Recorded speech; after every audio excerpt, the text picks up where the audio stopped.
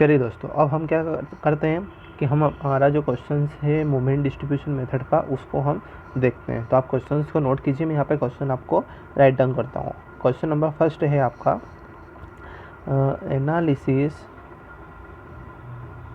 Analysis the beam bye moment distribution method. ठीक है, moment distribution method से आपको बीम को एनालाइज करना है। ठीक है, अब हम क्वेश्चंस को देखते हैं। देखिए, आप जैसे हम क्वेश्चन आपको बता रहे हैं वैसा आप उसको थोड़ा सा लिख लीजिए। ठीक है ना, यहाँ से देखिए, जैसे आपके पास ये कोई बीम है, ठीक है, ठीक इस टाइप की हेसिंग है, मतलब क्या है, ये फिक्स्ड बीम है। ये क्या है, आपकी फिक्स्ड है। ठीक है, नाउ अब हम क्या करते हैं कि इसमें जो क्वेश्चंस दिया हुआ है, यहाँ पर है आपका 50 किलो न्यूटन, ये है आपका 50 किलो न्यूटन। ठीक, यहाँ पर आपको एक सपोर्ट दिया हुआ है और यहाँ से यहाँ तक आपको इस टाइप की लोडिंग को क्या बोलते हैं हम, यूडीएल। क्या बोलते हैं, यूडीएल। इसकी जो इंटेंसिटी है वो कितनी है आपकी, 20 किलो न्यूटन मीटर। ठीक, ये 50 किलो न्यूटन का। और यहाँ से यहाँ तक की जो लेंथ है वो कितनी है, 3 मीटर। ये 4, ये और ये भी 4। ठीक है, ये आपका ए पॉइंट है, ये बी है और ये सी है। ठीक है, आया समझ में। और ये क्या है, एंड आपके ये फिक्स्ड है, ये सिंपल सपोर्टेड है। ठीक है, आया समझ में। नाउ अब हम इसको एनालाइज करते हैं। एनालाइज करने से पहले हम कुछ इसके जो साइन कन्वेंशन है इस पे हम थोड़ा सा फोकस डाल देते हैं कि कौन कौन से साइन कन्वेंशन इस क्वेश्चन में या पूरी मोमेंट डिस्ट्रीब्यूशन में हम यूज़ करने वाले हैं। चलिए, आप क्वेश्चन को अच्छे से बना लीजिए और स्टेप बाय स्टेप कीजिए। ठीक है ना, और आप क्वेश्चन के साइड में थोड़ा सा ऐसा साइन बना के लिखिए कि साइन कन्वेंशन। क्या लिखेंगे आप, साइन कन्वेंशन। ठीक है ना, साइन कन्वेंशन में हम आपको एक चीज़ बता देते हैं कि जब भी हम बीम है, जो भी हमारे पास बीम दी हुई है, ठीक है ना, हम उसके लिए लेफ़्ट टू राइट चलेंगे। कहाँ से चलेंगे, लेफ़्ट टू राइट चलेंगे। ठीक, जब लेफ़्ट टू राइट चलेंगे तो हम बीम में क्या मिलेगा, हमें जो भी आपको टर्मिनोलॉजी दी गई है। तो जैसे हमने अभी ABC लिखा है तो उसके अकॉर्डिंग पहला मिलेगा हमें AB, देन BC। ठीक, यदि आपकी बीम आगे कंटिन्यूस होती है तो आपको CD भी मिल सकता है, DE भी मिल सकता है। ठीक है ना, जैसे आपकी बीम आगे आगे कंटिन्यूस हो रही है। ठीक, हमें हमेशा बीम का एनालाइज लेफ़्ट टू राइट करना है स्टार्टिंग में, फिर हम उसका जस्ट रिवर्स भी करते हैं। ठीक, कैसे करेंगे हम स्टेप बाय स्टेप सीखेंगे। ठीक है ना। नाउ अब सेकंड पॉइंट क्या है कि हमें जो क्लॉकवाइज यदि मूवमेंट आता है, कैसे आएगा वो हम आपको बताएंगे। अभी आप सिर्फ नोट कीजिए, क्लॉकवाइज है तो हम उसको पॉजिटिव लेंगे। ठीक, यदि क्लॉकवाइज है तो हम उसको क्या लेंगे, पॉजिटिव लेंगे। ठीक, यदि हमारा एंटी क्लॉकवाइज है मतलब हम नेगेटिव लेंगे। ठीक, क्लॉकवाइज है तो पॉजिटिव, एंटी क्लॉकवाइज है तो नेगेटिव। ठीक है ना, आया समझ में। अब हमारी स्टेप यहाँ से स्टार्ट होती है, तो आप यहाँ से स्टेप बाय स्टेप देखिए क्या होता है कि जब भी हम क्वेश्चंस को सॉल्व करते हैं ना, तो हमारे अंदर क्या होना चाहिए, इंटरेस्ट जगना चाहिए। यदि आप किसी भी यूट्यूबर का कोई चैनल देख रहे हैं, एजुकेशन से रिलेटेड हो सकता है, किसी भी रिलेटेड हो सकता है, तो आपको इंटरेस्ट होना चाहिए। तो आप पैसेंस रखिए, पूरा वीडियोस देखिए, बीच में स्किप मत कीजिए, आगे मत बढ़िए, ताकि क्या है कि आपके कंसेप्ट क्लियर नहीं होंगे। कुछ चीज़ें मैं यहाँ पे आपको ऐसे बताऊँगा कि जो आपको मेनली जल्दी से याद हो जाएगी, है ना। नाउ तो हमें स्टेप नंबर फर्स्ट देखना है। स्टेप फर्स्ट स्टेप क्या बोलती है, आप जैसे मैं फर्स्ट में नोट डाउन किया है, तो आप लिखेंगे यहाँ पर क्या, फिक्स्ड एंड मोमेंट। क्या लिखेंगे, fixed end moment. First step क्या है हमारी, फिक्स्ड एंड मोमेंट। ठीक, अब आपको आपके बीम आपके साथ में रखना है। ठीक है ना, ठीक है। अब हमें फिक्स्ड एंड मोमेंट निकालना है। सबसे पहले निकालेंगे हम MAB, मतलब मोमेंट ऑफ AB, और यहाँ लिखेंगे F। क्यों लिखेंगे F, क्योंकि फिक्स्ड निकाल रहा है। ठीक, सबसे पहले हम लेफ़्ट टू राइट चले तो हमें A से चलेंगे तो हमें B मिलेगा। तो AB इक्वल टू, फॉर्मूला होता है -WAB² डिवाइडेड बाय 12, सॉरी आपको यहाँ पर 12 नहीं आएगा, यहाँ पर आएगा -WA² डिवाइडेड बाय L²। ठीक, यदि आप AB के लिए निकाल रहे हैं तो ठीक है ना, फॉर्मूला क्या होता है WAB² डिवाइडेड बाय L²। ठीक ना, अब हमारे पास जो वैल्यूज़ है उसको हम पुट करते हैं। देखिए आपके पास जो AB स्पान है उसमें जो लोड लगा हुआ है W मतलब लोड कितने का है 50 किलो न्यूटन का है। अब आपको यहाँ पर A की वैल्यू चाहिए और B की वैल्यू चाहिए। तो A की वैल्यू फर्स्ट में क्या है आपकी 3 है तो 3 मीटर, 4 है, B बाद में है तो 4 मीटर। ठीक, लेंथ कितनी है A से B तक की, तो L इक्वल टू कितना है आपके पास 7, कितना है 7 मतलब 4 + 3 से आया हमारा 7। ठीक, तो आप इसमें पुट कर लीजिए। तो moment ABF equal to -50 F equal to -50 into 3, B की वैल्यू 4 का स्क्वायर डिवाइडेड बाय L² मतलब 7 का स्क्वायर।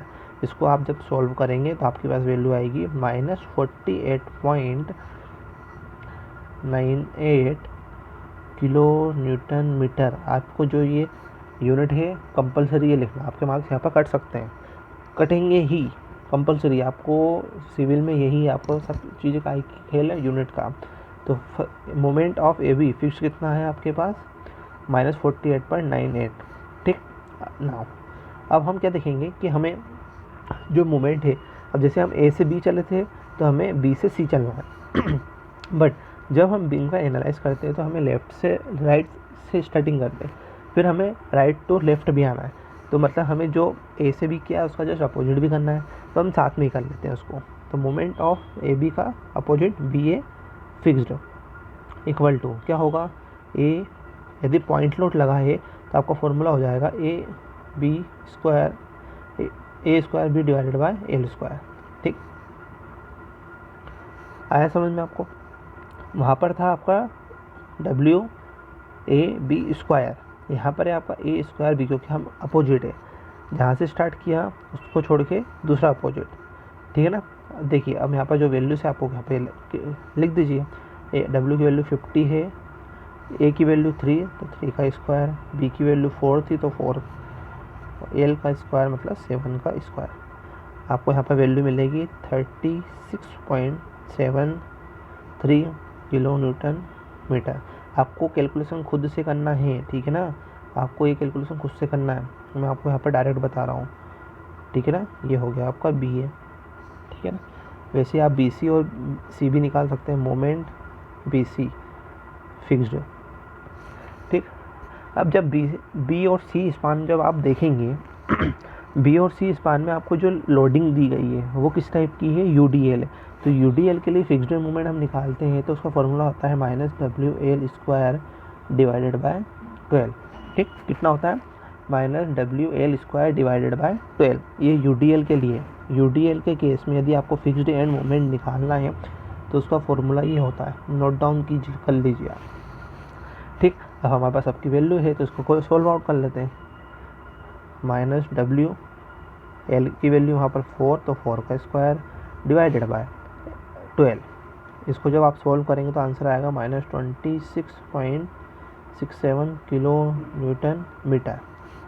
ठीक, सिंपली इसको हम CV के लिए भी सोल्व कर लेते हैं फिक्स्ड, तो वैल्यू सेम आएगी क्योंकि लोडिंग एक ही टाइप की है ना। तो यहाँ पर आएगा WL² डिवाइडेड बाय 12। यहाँ पर आपका क्या आया था माइनस, और यहाँ पर आपका क्या आएगा प्लस, है ना, तो प्लस को हम नहीं लिखते हैं, इसकी वैल्यू आएगी प्लस में 26.67 किलो न्यूटन मीटर। ठीक, आपको समझ में आया?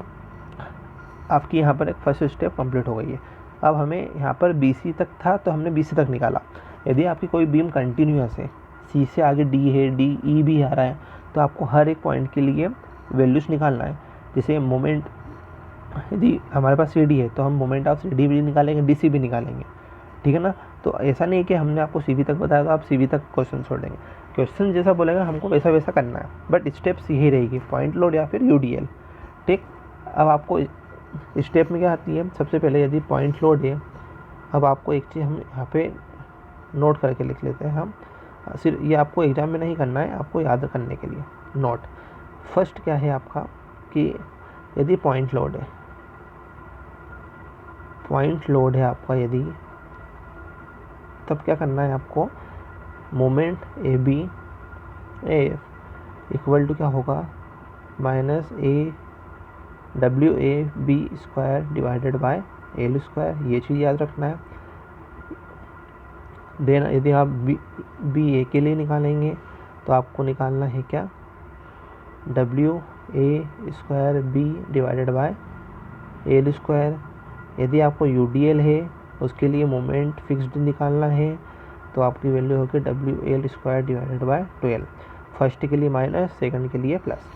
ठीक, आई होप आपको फर्स्ट स्टेप समझ में आई है। ठीक है ना, अब आपको फर्स्ट स्टेप समझ में आई है, इसके बाद हम क्या करते हैं, सेकंड स्टेप पे चलते हैं।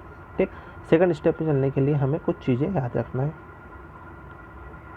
ठीक, सेकंड स्टेप पे हम चलते हैं।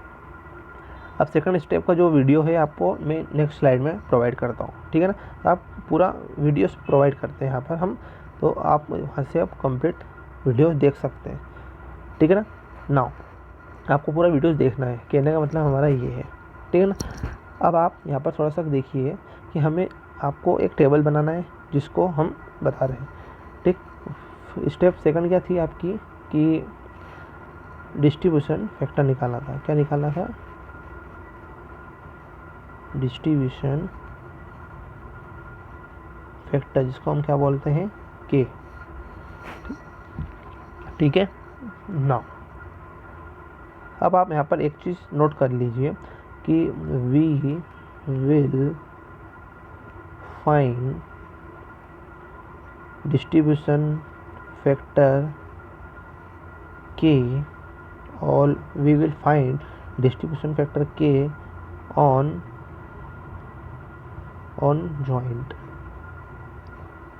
जॉइंट पर हम हमेशा डिस्ट्रीब्यूशन फैक्टर की वैल्यू फाइंड आउट करते हैं। ठीक है, कैसे करते हैं ये देखिए, आपको एक टेबल बनाना है। टेबल के लिए आप सबसे पहले देखिए यहाँ पर, ये देखिए फर्स्ट है आपका क्या, जॉइंट।